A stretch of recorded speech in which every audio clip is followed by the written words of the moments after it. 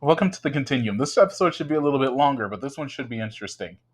So, welcome to the Continuum.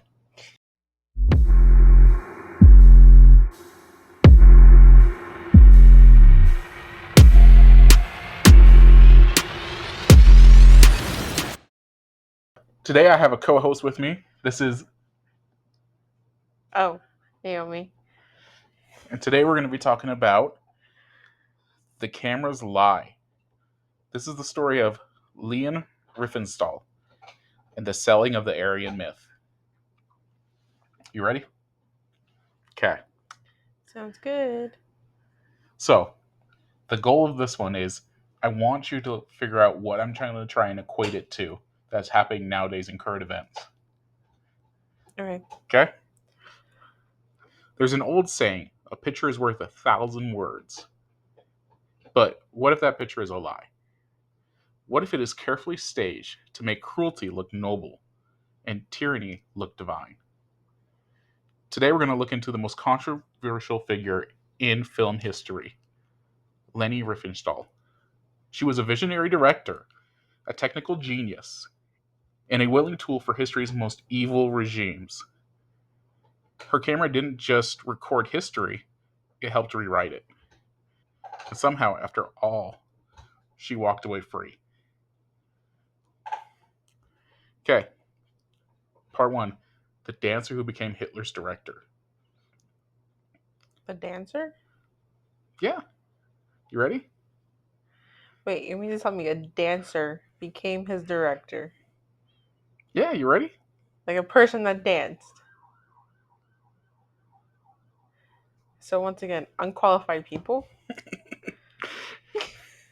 Helene Bertha Riefenstahl was born in 1902 in Berlin. She was artistic, ambitious, and relentless. By her 20s, she was a successful dancer, an actress in popular mountain films of the era, movies full of snow-covered peaks, heroic climbers, and pure, untamed nature.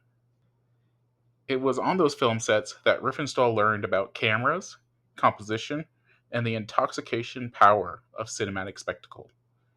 She wasn't in front of the lens, she was absorbing everything about how to control it. And then, politics found her. By 1932, the Nazi Party was gaining momentum. Riefenstahl attended a Hitler rally and claimed she was overwhelmed by his presence. Soon after, she wrote to him directly. Hitler always looked for talented propagandists, inviting her into his circle. That meeting would change both their lives and shape the image of Nazi Germany for the world. Part 2, Triumph of Evil. In 1934, Hitler gave Riefenstahl her first big assignment, to film the Nazi Party rally at Nuremberg. But this wouldn't just be a newsreel. The result was Triumph of the Will, a 2-hour-long love letter to Hitler and the Nazi movement. Do you know anything about the Nuremberg rally? Like very slightly, but probably not a whole bunch. Alright, I'll put a picture here for everybody. Riefenstahl used techniques that were revolutionary at the time.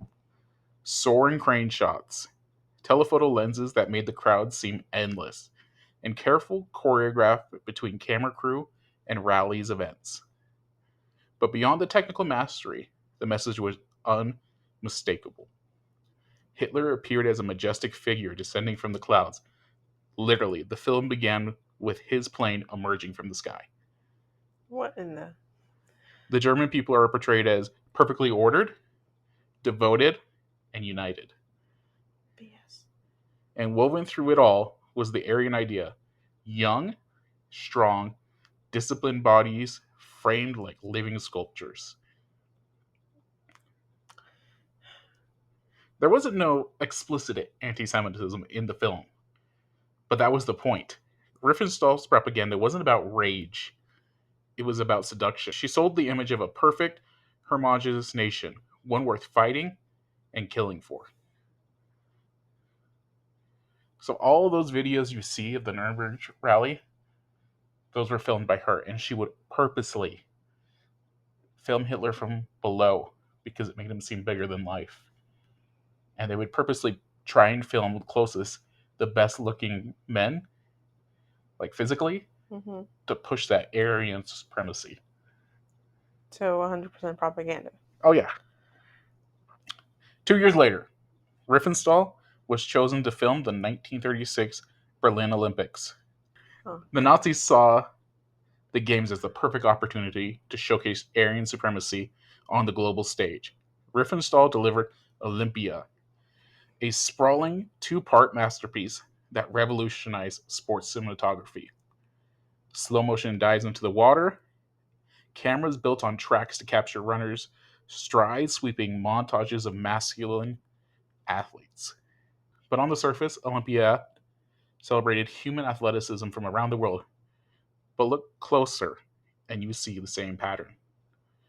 Idolized shots of German athletes as propaganda for beauty and discipline. All German athletes were shot lower down so they seemed taller and bigger. A focus on Hmm. athletic perfection that aligned with Nazi racial theory. So, did you watch that episode? Who won the 100 meters in 1936? Why are you quizzing me? All of a sudden. Jesse Owens, a black man from Alabama, won it. And the 100 meters is considered the pinnacle of the Olympics. And it was shown very rarely. And the camera always focused on the German white man who was running, even though he didn't win.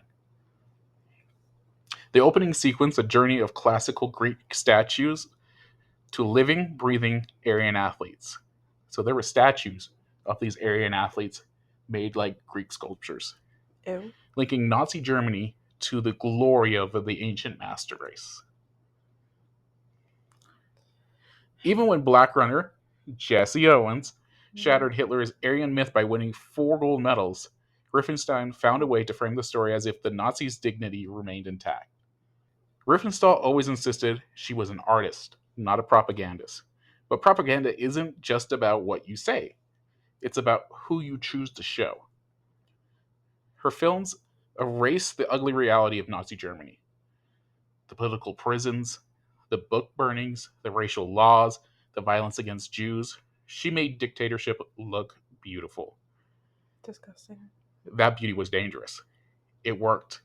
Even on foreign audiences, including some in the United States, were impressed by her films. They didn't just see it as propaganda, they saw them as proof that Germany was modern, powerful, civilized nation. When war broke out in 1939, Riefenstahl tried to pivot away from politics. She began filming dramatic features in Poland. She couldn't fully escape the regime, though. There were reports she was witness at the massacre of Polish civilians and did nothing. As the tides of war turned against Germany, her star dimmed. She claimed she never joined the Nazi Party. She claimed she knew nothing about the Holocaust. When the war ended, the Allies arrested her. She was interrogated for years. But here's the twist: she was never convicted of a war crime. What the helly? The official classification, fellow traveler, someone who was politically sympathetic but not directly responsible for Nazi crimes. Sympathetic. She blamed her work on Hitler's orders, insisting she had no political motive. Many believed her, or wanted to. She was a woman, an artist, undeniably talented, and in the post war world, desperate to move forward, she became inconvenient to prosecute. Okay, so we didn't throw everything else to the side, but inconvenience is justifiable. In the decades that follow, Riefenstahl tried to reinvent herself. She photographed African tribes. She became a deep sea diver in her 70s. She, she published glossy photo books, but the shadows of her Nazi past never went away.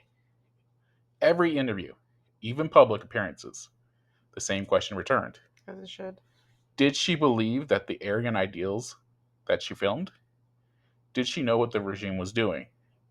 Did she regret anything? Her answer was slippery. She admitted mistakes, but never moral guilt. She claimed she was politically naive. She painted herself as a victim. Even hard. A genius caught in history's crossfire. And yet, her films remain some of the most studied, debated, and intimidating works in cinematic history. Lena Riefenstahl died in 2003 at the age of 101. She lived long enough to see her work both condemned and celebrated. Her story is a warning. Propaganda doesn't always shout. Sometimes it sings, sometimes it dazzles, sometimes it makes evil look like art. And the artists refuse to admit what they've done. They might just get away with it. So, now we got to talk about current events. What do you think reminded me of this story? I think there's a lot, to be honest. Well, let's hear it. But like, first, I'm a little annoyed that the fact that it's like inconvenient for her, that the fact that it was just inconvenient of just not trying her because it was just cutesy little art that they were thinking that she didn't really have an impact. What's kind of like, for example, like these White House people or whoever runs a stupid Instagram page with his crown thing for the New York Times, and then once again with him like in a Superman talking about how he's going to save the U.S. and make her great again, which he's not doing whatsoever. And I think it also has to do with our mainstream media, who just kind of don't answer any, don't ask any real questions of what is going on, and they kind of just sit around. Or if they do, they twist it. They try to make it feel like a little bit better, when in reality, it's not. Have you ever heard people talk about, oh, they're always pushing these colored people on us in All the commercials freaking time. nowadays, or they're always pushing people's sexual orientation on people nowadays? Yes, all the time.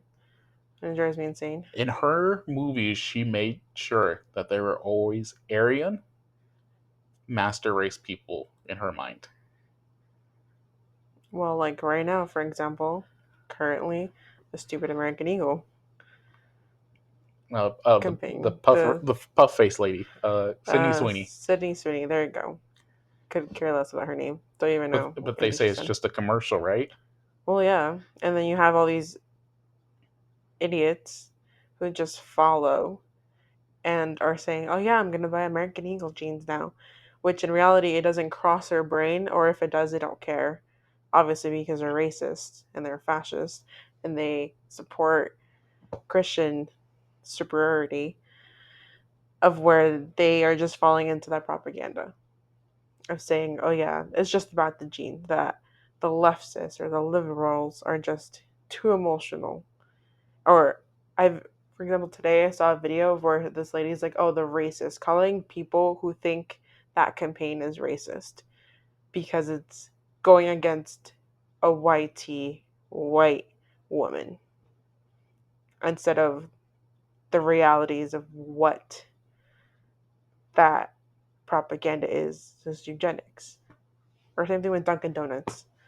Or has nothing, what does this man have to do with genetics, have to do with a stupid copy, like cup of coffee? Nothing.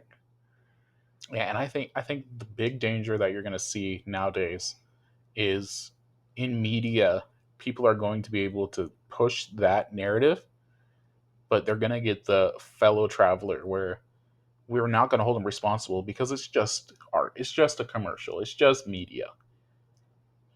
But media shapes our ideas of how the world is. But if it was just art, just media, then why is it that when people get offensive or offended about Martin Luther King Jr. when that's celebrated, for example? If it's just a picture, if it's just there. Or why do people get offended when it comes to like the LGBTQIA plus flag? When it's just in reality, it's just a flag with colors. So where is the offense drawing from? The offense is they want people to look like them. Isn't that the what the Nazis were doing? There was one master race.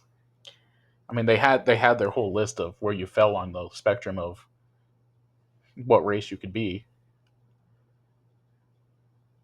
But by glorifying one person, one race, one genetics, you push that propaganda. Well, yeah, and that's the propaganda that's been pushed. I mean, that's why also you have like these groups.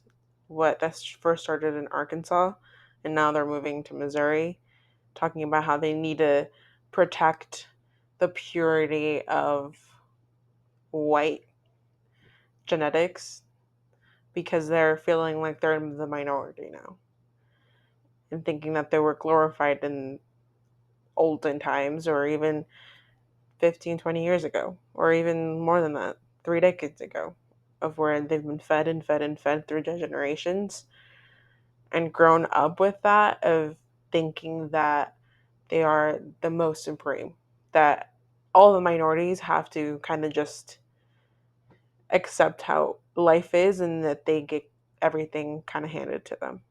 I mean, that goes back to what she was doing during the Olympics, right? Where she had the statues made, the Greek statues made of the Aryan athletes to kind of tie them into this fake history that they were some mythological race.